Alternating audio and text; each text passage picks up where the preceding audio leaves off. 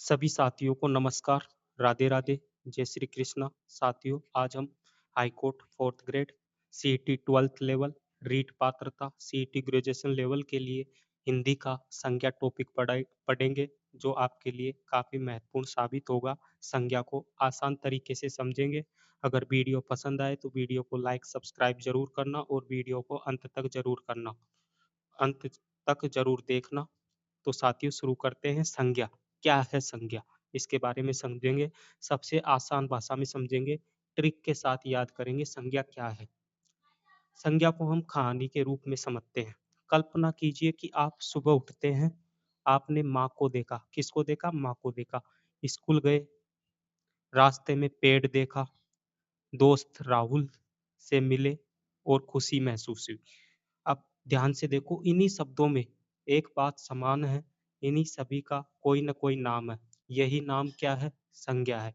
जैसे माँ एक प्रकार की संज्ञा है, स्कूल जातिवाचक संज्ञा हो गई, क्योंकि स्कूलों कई सारी स्कूलें होती है तो एक प्रकार से जाति समूह का बोध कराती। रास्ते में पेड़ देखा, ये भी एक संज्ञा हो गई। राहुल एक व्यक्ति का नाम है, इसलिए व्यक्तिवाचक संज्ञा हो गई। खुशी एक भाव उत्पन्न कर रहा है, इसलिए भाववाचक संज्ञा हो गई। हम संज्ञाओं के बारे में आगे और समझेंगे। हमने कहानी से समझा कि संज्ञा एक व्यक्ति मतलब नाम में ही संज्ञा होती है। जैसे राम, श्याम, इनमें भी संज्ञा है। गंगा, नदी, इन सभी में संज्ञा है। आगे समझते हैं। संज्ञा की आसान परिभाषा: किसी व्यक्ति, वस्तु, जीव, गुण, भाव, दया, धर्म आदि के बोध करवाते हैं, उसे संज्ञा कहते हैं। याद रखने का ट्रिक: जिसका नाम है वही संज्ञा है। जैसे गाय। अब गाय एक प्रकार की जाति है, लेकिन गाय का नाम रख दिया जाए, जैसे गौरांगनी गाय, तो पालतू गाय है, तो वह क्या हो जाएगी? व्यक्तिवाचक, क्योंकि उसका एक विशेष नाम रख दिया गया है। हिंदी व्याकरण में संज्ञा के मुख्यतः 3 प्रकार माने जाते हैं। संज्ञा के कितने प्रकार माने जाते हैं? 3। पहली व्यक्तिवाचक संज्ञा, दूसरी जातिवाचक संज्ञा, तीसरी भाववाचक संज्ञा। अब देखो, कई प्रकार तो कई प्रकार से देखा जाए तो संज्ञा के 5 प्रकार भी होते हैं, लेकिन मुख्य रूप से 3 प्रकार होते हैं: व्यक्तिवाचक संज्ञा, जातिवाचक संज्ञा, भाववाचक संज्ञा। अब जातिवाचक संज्ञा को ही 2 पार्टों में डिवाइड किया जाता है। जातिवाचक संज्ञा में द्रव्यवाचक संज्ञा आ गई और समूहवाचक संज्ञा आ गई। अब इनके बारे में, इनकी परिभाषा के बारे में समझेंगे। संज्ञा के प्रकारों की परिभाषाएं। व्यक्तिवाचक संज्ञा: किसी एक विशेष व्यक्ति, स्थान, वस्तु का बोध कराए, वही व्यक्तिवाचक संज्ञा है। जैसे उदाहरण, राम मतलब एक व्यक्ति का बोध करा रहा है। जैसे राम, श्याम, मोहन, गीता, सीता, ये सभी क्या है? एक व्यक्ति है, इनका बोध करा रहा है। तो सभी व्यक्तियों के नाम व्यक्तिवाचक संज्ञा हो गई।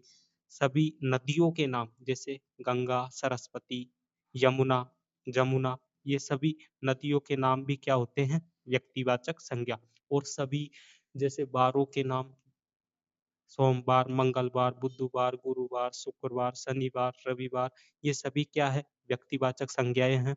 सभी महीनों के नाम, जनवरी, फरवरी, मार्च, अप्रैल, मई, जून, जुलाई, अगस्त, सितंबर, अक्टूबर, नवंबर, दिसंबर, ये सभी व्यक्तिवाचक संज्ञा के अंतर्गत आते हैं।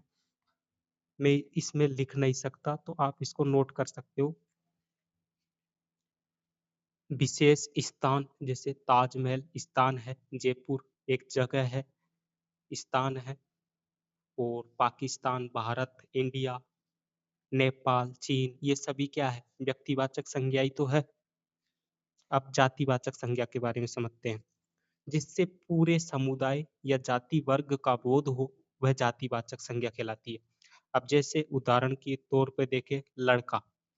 अब लड़का यहाँ पर एक लड़के से मतलब नहीं है, लड़का की एक जाति होगी, पूरा समुदाय हो गया। जैसे राम एक लड़का है। अब राम तो क्या हो गई? व्यक्तिवाचक। लड़का क्या हो गया? जातिवाचक। नदी, नदियों के नाम, जैसे गंगा, यमुना, सरस्वती, तो नदियों के नाम तो हो जाएंगे व्यक्तिवाचक। सिर्फ नदी आए तो जातिवाचक। शहर, शहरों के नाम, जैसे जयपुर, कोटा, शहरों के नाम तो हो जाएंगे व्यक्तिवाचक, और शहर आए तो जातिवाचक, क्योंकि शहर में ही सब कुछ आ गया। पक्षी, पक्षी में सब कुछ आ जाते हैं, तो पक्षियों के नाम और पक्षी भी खासकर मोर, गाय सब जातिवाचक होते हैं। अब जातिवाचक को दो भागों में डिवाइड किया जाता है, द्रव्यवाचक संज्ञा और समूहवाचक संज्ञा। तो दोस्तों समझते हैं द्रव्यवाचक संज्ञा क्या है। जिन पदार्थों से चीजों का बोध होता हो और द्रव तरल पदार्थों का बोध होता हो, द्रव्यवाचक संज्ञा होती है। जैसे सोना द्रव्य है, चांदी, पानी, दूध, लोहा, ये सभी द्रव्यवाचक संज्ञाएं होती है। समूहवाचक संज्ञा, जो समूह या झुंड का नाम बोध कराए उसे समूहवाचक संज्ञा कहते हैं। समूह से तात्पर्य है जैसे सेना, सेना में कितने सारे समूह होते, भीड़, बहुत सारे लोग रहते हैं तो एक भीड़ इकट्ठा हो गई तो समूहवाचक। कक्षा, परिवार, ये सभी समूह का प्रदर्शन करते हैं। जैसे अभी बारात है, तो बारात क्या है, एक समूहवाचक संज्ञा ही तो है। लेकिन इसी बारात में से दो आदमी अलग हो जाए या एक आदमी अलग हो जाए तो हम उसको समूहवाचक बोल सकते हैं? नहीं, इसी को बोलेंगे बारात को समूहवाचक। वर यात्रा, तो वह भी एक समूहवाचक संज्ञा हो गई। अगली संज्ञा है भाववाचक संज्ञा। भाववाचक संज्ञा वह होती है जिससे दया, करुणा, अवस्था, भाव आदि का बोध हो, भाववाचक संज्ञा कहलाती है। जैसे प्रेम, प्रेम क्या है, एक भाव है। भाववाचक संज्ञा की एक शर्त और होती है दोस्तों, भाववाचक संज्ञाओं को हम देख नहीं सकते, भाववाचक संज्ञाओं को सिर्फ महसूस किया जा सकता है। क्या प्रेम को देखा जा सकता है? नहीं, महसूस किया जा सकता है। खुशी, खुशी को देखा जा सकता है? नहीं, महसूस किया जा सकता है। ईमानदारी, बेईमानी, ये सभी तो भाववाचक संज्ञा है, क्योंकि इनसे भाव उत्पन्न होता है, ना कि इनको देखा जा सकता है। बचपन, सुंदरता, ये सभी भाववाचक संज्ञाएं हैं जिनसे भाव, दया, प्रेम, करुणा का बोध हो, भाववाचक संज्ञाएं। गुणावस्था या भाव का बोध हो, भाववाचक संज्ञाएं। तो साथियों एक जातिवाचक के लिए एक महत्वपूर्ण प्रश्न है, वो भी समझा देता हूँ। जातिवाचक, देखो भाववाचक के बारे में तो देख हमने समझा कि भाववाचक को देखा नहीं जा सकता, महसूस किया जा सकता है, जबकि जो जातिवाचक संज्ञा है इसको देख कर ही पता चलता है, इसको देखा जा सकता है, पहचाना जा सकता है। जातिवाचक संज्ञा, जैसे अभी हमने किसी आदमी को देखा, तो आदमी क्या हो गया, क्या हो गया, आदमी, जातिवाचक संज्ञा हो गया। हमने देखा टमाटर, क्या हम टमाटर का नाम चेंज कर सकते हैं? नहीं कर सकते, तो टमाटर का नाम ही नहीं बदला जाएगा तो वह जातिवाचक हो जाएगी। जिसका नाम नहीं बदला जा सकता वही जातिवाचक है, और जिसका नाम बदला जा सकता है वह व्यक्तिवाचक है। व्यक्तिवाचक, जैसे मैंने बोला राधा, अब राधा का उसने अपना नाम चेंज कर लिया, जैसे राधा से उसने कर लिया मीरा, तो वह व्यक्तिवाचक ही है फिर भी, लेकिन जाति में नाम चेंज नहीं किया जा सकता। जैसे टमाटर है, अब टमाटर है, टमाटर को क्या आप आलू बोल सकते हो? नहीं बोल सकते ना। तो उसी प्रकार से जातिवाचक संज्ञाओं का नाम बदला नहीं जा सकता है। व्यक्तिवाचक संज्ञाओं का तो नाम बदला जा सकता है, जातिवाचक संज्ञाओं का नाम नहीं बदल सकते। जातिवाचक संज्ञाओं को उनके नाम से ही पहचाना जाता है, और भाववाचक संज्ञाओं को महसूस किया जा सकता है, देखा नहीं जा सकता है। जबकि जातिवाचक संज्ञाओं को हम देख के तुरंत पहचान लेते हैं। जैसे गाय क्या है, जातिवाचक संज्ञा, तुरंत पहचान गए। भाववाचक संज्ञाओं महसूस करते हैं, खुशी, क्या हुआ, भाव उत्पन्न हुआ। अब संज्ञा के महत्वपूर्ण प्रश्नों के बारे में हम चर्चा करते हैं। हमने पहले ही समझा दिया, व्यक्ति, किसी व्यक्ति विशेष वस्तु का बोध हो, व्यक्तिवाचक संज्ञा होती है। व्यक्तिवाचक संज्ञा हो गई, किसी व्यक्ति विशेष वस्तु का बोध हो, व्यक्तिवाचक संज्ञा होती है। जातिवाचक संज्ञा समुदाय का बोध कराए, जातिवाचक होती है, जिसके दो पार्ट होते हैं, द्रव्यवाचक, समूहवाचक, ये रिवीजन हो गया हमारा। भाववाचक संज्ञा गुण अवस्था या भाव का बोध कराती है, भाववाचक संज्ञा कहलाती है। अब संज्ञा के महत्वपूर्ण प्रश्न हम देखते हैं। संज्ञा किसे कहते हैं?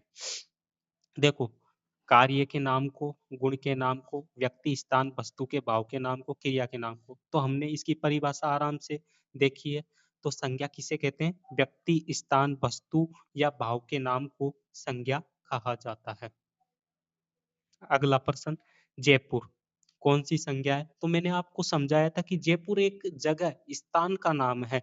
अब जयपुर एक क्या है? व्यक्तिवाचक संज्ञा है। जयपुर की जगह मान लो, यदि जयपुर की जगह दौसा आ जाए, जैसलमेर आ जाए, बाड़मेर आ जाए, जोधपुर आ जाए, भारत, पाकिस्तान, चीन आ जाए, तो ये सभी जगहों के नाम है, स्थान के नाम है, तो उसमें क्या हो जाएगी? व्यक्तिवाचक। ईमानदारी, मैंने क्या बोला था कि जहां पर भाव उत्पन्न हो, जैसे ईमानदारी, बेईमानी, लाल लालच, बुरा, अच्छा, नहीं बुरा तो विशेषण हो गया, बुराई, अच्छाई, ये सभी क्या है? भाव ही तो है। सुख, दुःख ये सब भाव ही तो है। तो इसमें क्या हो जाएगी? भाववाचक संज्ञा हो जाएगी। अगला प्रश्न, परिवार। अब परिवार से क्या बोध हो रहा है? चलो मेरे को बताओ, परिवार से क्या बोध हो? परिवार से एक समूह का बोध हो रहा है। यदि यहाँ पर समूह नहीं होता तो फिर हम जातिवाचक करते, क्योंकि एक समुदाय का बोध हो रहा है, तो यहाँ पर समूहवाचक है। तो परिवार क्या है? एक समूह ही तो है। अब परिवार में से एक आदमी अलग हो गया तो हम उसको क्या समूहवाचक बोल सकते हैं? नहीं बोल सकते। तो परिवार क्या है? एक समूहवाचक संज्ञा ही तो है। अ- तो हमारा राइट उत्तर यही हो जाएगा, परिवार में समूहवाचक संज्ञा। लड़का, लड़का कौन सी संज्ञा? अब देखो, लड़का से तात्पर्य एक लड़का से नहीं है, लड़का से तात्पर्य सभी संसार के लड़कों से है। तो लड़का में क्या हो जाएगी? जातिवाचक संज्ञा, क्योंकि लड़कों की कई प्रकार, मतलब लड़के लड़के लड़के, एक लड़के से मतलब नहीं है यहाँ पर। लड़का क्या है? जातिवाचक संज्ञा है। अगला प्रश्न, दूध। देखो, दूध एक तरल पदार्थ है, मैंने पहले भी बताया था। द्रव या तरल पदार्थ हो, जैसे दूध हो गया, लोहा हो गया, सोना हो गया, चांदी हो गया, ये सब तरल पदार्थ है। तो इसमें क्या हो जाएगी? द्रव्यवाचक संज्ञा हो जाएगी। अगर द्रव्यवाचक नहीं हो तो फिर क्या करेंगे? जातिवाचक। ज्यादती, भाववाचक संज्ञा का विशेषण रूप क्या होगा? अब देखो, ज्यादती ये तो एक भाववाचक संज्ञा है। अब ये पूछ रहा है विशेषण, तो ज्यादा होगा, ज्यादे होंगे, ज्यादी होगी या ज्यादा होंगे। अब देखो, विशेषण का पता कैसे चलता है? भाववाचक से भी बनती है विशेषण, जातिवाचक से भी बनता है। तो जैसे अभी मैं बोलूं बुराई, बुराई क्या है? भाववाचक है।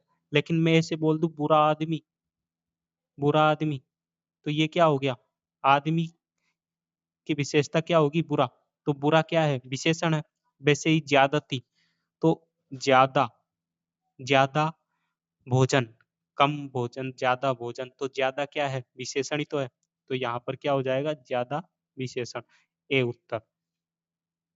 अगला प्रश्न, यमुना किस प्रकार की संज्ञा है? यमुना, मैंने पहले ही बोला था नदियों के नाम होंगे। यदि नदी है तो, नदी है तो जातिवाचक है। नदियों के नाम चाहे यमुना हो, सरस्वती हो, घग्गर हो, लूनी नदी हो, चंबल हो, बनास हो, सभी क्या है? व्यक्तिवाचक संज्ञाएं हैं। क्या है? व्यक्तिवाचक संज्ञाएं हैं। यदि नदी होता तो फिर क्या होती? जातिवाचक संज्ञा होती। यमुना में क्या है? व्यक्तिवाचक संज्ञा है। भाववाचक संज्ञा शब्द कौन सा है? भाव, भाव उत्पन्न हो, अवस्था का बोध हो, वही भाववाचक संज्ञा है। तो अनुच्छेद, ये कोई बोध तो करा नहीं रहा है। निराश, निराशा है, निराशा होता है यहाँ पर, तो भाववाचक होती है। निराश आदमी, तो ये एक प्रकार से मेरे हिसाब से विशेषण है। फिर भी आप एक बार इसको देख लेना। तो यहाँ पर हो जाएगी लालिमा। लालिमा क्या हो जाएगा? भाववाचक संज्ञा। अगला प्रश्न, ग्रामीण का संज्ञा रूप क्या होगा? जैसे ग्रामीण, अब ये एक प्रकार से ग्रामीण तो क्या है? विशेषण है। लेकिन ग्राम, ग्राम क्या हो गई? संज्ञा हो गई। ग्राम क्या है? संज्ञा है। और ग्रामीण क्या है? विशेषण है। तो साथियों, आज हमने संज्ञा टॉपिक के बारे में समझा। अगर आप चाहते हैं कि एक बार फिर से रिवीजन कराऊं तो मैं एक बार फिर से करवा देता हूं। संज्ञा सबसे आसान भाषा में ट्रिक के साथ हमने समझा संज्ञा क्या है। संज्ञा, नाम को ही संज्ञा कहा जाता है। किसी, जैसे किसी व्यक्ति, वस्तु, जीव, गुण, भाव के नाम को संज्ञा कहते हैं। हिंदी में संज्ञा के तीन प्रकार होते हैं, व्यक्तिवाचक, जातिवाचक, भाववाचक। जातिवाचक को दो प्रकार से डिवाइड किया गया है, द्रव्यवाचक, समूहवाचक। जिसका नाम है वही संज्ञा है। जैसे गाय, जातिवाचक, और गाय का नाम रख दिया जाए तो वो व्यक्तिवाचक। अगला प्रश्न, संज्ञा के हमने परिभाषा समझी। व्यक्तिवाचक, किसी व्यक्ति, विशेष, वस्तु, स्थान का बोध कराए, व्यक्तिवाचक होती है। उदाहरण राम, दिल्ली, गंगा। जातिवाचक, पूरी जाति, समुदाय का बोध कराए, जातिवाचक होती है। जातिवाचक के दो पार्ट होते हैं, द्रव्यवाचक और समूहवाचक। द्रव्यवाचक, जिन पदार्थों से चीजें बनती है, जैसे सोना, चांदी, लोहा, ये द्रव्यवाचक। समूहवाचक, समूह का बोध कराए, वर, यात्रा, बारात, सेना, भीड़, कक्षा, परिवार, ये सब क्या है? समूहवाचक संज्ञा ही तो है। भाववाचक, जिससे गुण, अवस्था, भाव आदि का बोध हो, उसे भाववाचक संज्ञा कहते हैं। यह हमारा संज्ञा का रिवीजन हो गया साथियों। तो क्लास कैसी लगी कमेंट करके जरूर बताना। अगला टॉपिक कौन सा लेकर आए इसके बारे में कमेंट करके जरूर बताना। ये Rajasthan high court 4th grade के लिए काफी महत्वपूर्ण उपयोगी किताब है। महत्वपूर्ण उपयोगी मतलब क्लास है, इसको जरूर देखना। और देखा ही होगा आशा करता हूँ।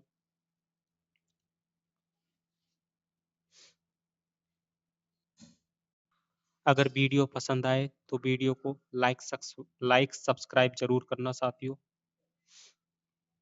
धन्यवाद। राधे राधे। जय श्री कृष्णा।